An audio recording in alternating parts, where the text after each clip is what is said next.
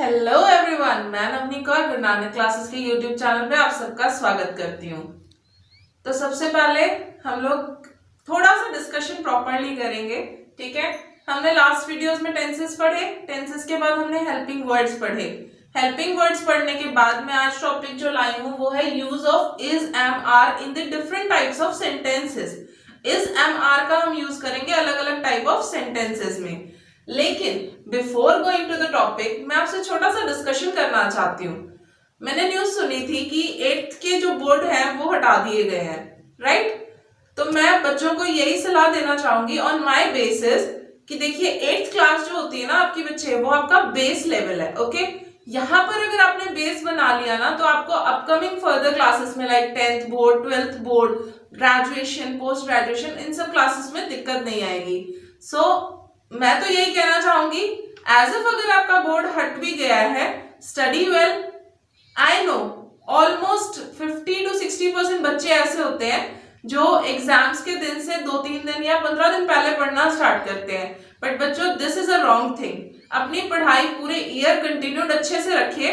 आपके बेस जो बनने हैं वो इसी लेवल से बनने हैं, और इस लेवल से जब आपका बेस उठेगा तो you will be the best personality in the world. Okay, so keep it up, give your best in the boards, as well as I wish all the best to the board of students of 10th and 12th classes.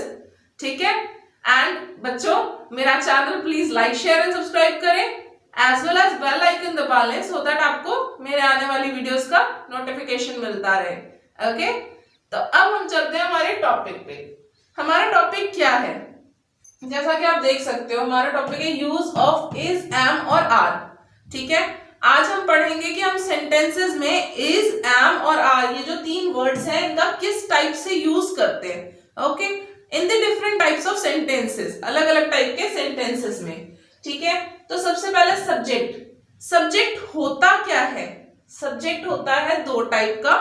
एक singular subject, मतलब एक single personality, single चीज। ठीक है, वो होता है हमारा सिंगुलर सब्जेक्ट। ठीक है, उसके बाद दूसरा सब्जेक्ट जो होता है हमारा वो होता है प्लूरल सब्जेक्ट। प्लूरल मतलब बहुत सारे। ठीक है, बहुत सारी चीजें जब है तो वो क्या हो गई? प्लूरल हो गई। ओके, सिंगुलर में हम यूज करते हैं वर्ड्स ही यानी कि वह, शी के लिए भी वह यूज किया जाता है, इट मतलब यह, जैसे मैंने आपको बताया था इट इज अ मार्कर। ठीक है, तो यह एक मार्कर है। ऐसे ही नेम, किसी का नाम भी ले सकते हैं हम लोग। ठीक है, लाइक मान लीजिए मैं एग्जाम्पल ले लेती हूँ, अंकित इज अ बॉय। ठीक है, तो अंकित क्या है? अंकित एक लड़का है, राइट? तो उसमें क्या आ रहा है? नेम आ रहा है, स्पेसिफाई किया जा रहा है नेम के साथ, राइट? तो अंकित सिंगुलर है। उसके बाद प्लूरल फॉर्म में देख लीजिए, प्लूरल फॉर्म में यूज होता है मैं, दैट इज आई, यू मतलब तुम, वी मतलब हम में बहुत सारे लोग हो जाते हैं, दे मतलब वे में भी बहुत सारे लोग हो जाते हैं। ठीक है, तो अब हमें क्या करना है? सेंटेंसेस में यूज करना है subject. SUB stands for subject. Subject के साथ हम क्या यूज करेंगे? इज, एम और आर के हेल्पिंग वर्ड्स यूज करेंगे, और प्लस होगा हमारा ऑब्जेक्ट। ये बच्चों जैसे हम लोग मैथ्स में और साइंस में पढ़ते हैं ना, मैथ्स में हम लोग पढ़ते हैं फॉर्मूलाज के थ्रू सॉल्व आउट क्वेश्चंस करते हैं, या फिर साइंस में हम लोग केमिकल फॉर्मेशंस पढ़ते हैं। इसी तरीके से इंग्लिश में सेंटेंस फॉर्मेशन का ये फॉर्मूला होता है बच्चों, subject plus is, am, are plus object. ठीक है, इस फॉर्मूले को अगर आपने याद कर लिया तो आपके सेंटेंस मेकिंग जो है वो बहुत इजी हो जाते हैं। अब देखिए सबसे पहले हम देखते हैं कि एफर्मेटिव सेंटेंस। एफर्मेटिव सेंटेंस आखिर होता क्या है? एफर्मेटिव सेंटेंसेस वो सेंटेंसेस होते हैं जो किसी चीज को स्पेसिफाई करते हैं, किसी चीज को निश्चित रूप में हमें बताते हैं। ठीक है, जैसे मैं आपको ये स्पेसिफाई कर रही हूँ दैट यह एक मार्कर है, इट इज अ मार्कर। मैं आपको बहुत अच्छे से स्पेसिफाई करके बता रही हूँ ना कि ये मार्कर ही है। तो ये स्पेसिफिकेशन किस वर्ड के सेंटेंसेस में होती है? एफर्मेटिव सेंटेंसेस में होती है। ठीक है, जैसे कि देखो मैंने आपको यहाँ पे काफी सारे एग्जाम्पल्स भी दिए हैं। एग्जाम्पल्स में देख लेते हैं, मैं एक खिलाड़ी हूं, मैं एक खिलाड़ी हूं, मैं ये चीज स्पेसिफाई कर रही हूँ कि मैं एक खिलाड़ी हूं, है ना? तो इसके लिए क्या होगा? I am a player. Okay, क्या होगा? आई एम अ प्लेयर, मैं एक खिलाड़ी हूं। नेक्स्ट देखिए, तुम एक अध्यापक हो, तुम एक अध्यापक हो। तुम के लिए हम क्या वर्ड यूज करने वाले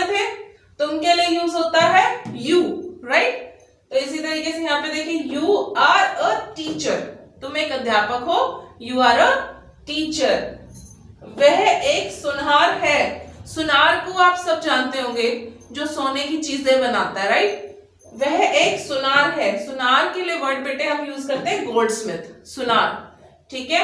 लोहार के लिए वर्ड कौन सा यूज किया जाता है, आप लोग जानते हो?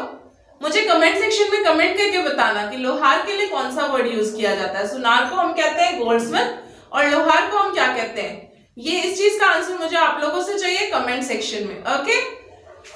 तो टॉपिक में हम वापस आते हैं। वह एक सुनार है, ही इज अ गोल्डस्मिथ। मैं स्पेसिफाई कर रही हूं ना कि वह सुनार है, तो इसीलिए यूज किया ही इज अ गोल्डस्मिथ, ठीक है।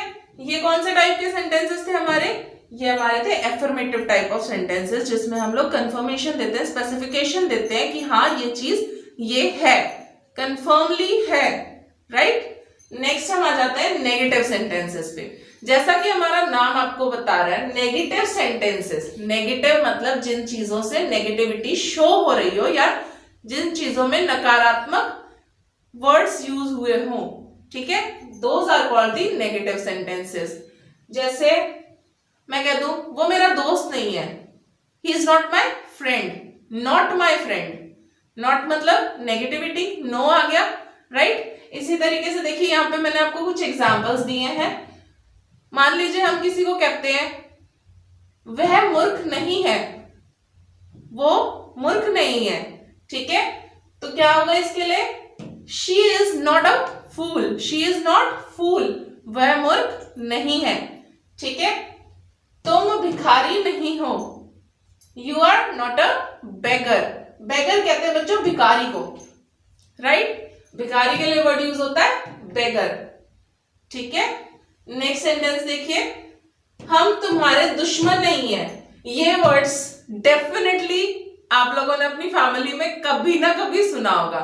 जैसे कि हम बच्चे होते हैं, ठीक है, हम लोग क्या करते हैं, किसी चीज के लिए जिद करने लग जाते हैं, अपने पेरेंट्स से मना करने के बावजूद भी उनसे उस चीज के लिए जिद करते हैं। कभी कोई चीजें होती हैं जो हमारे समझ में नहीं आती, कुछ चीजें गलत होती हैं, हमारे पेरेंट्स हमारे अच्छे के लिए हमें समझाते हैं।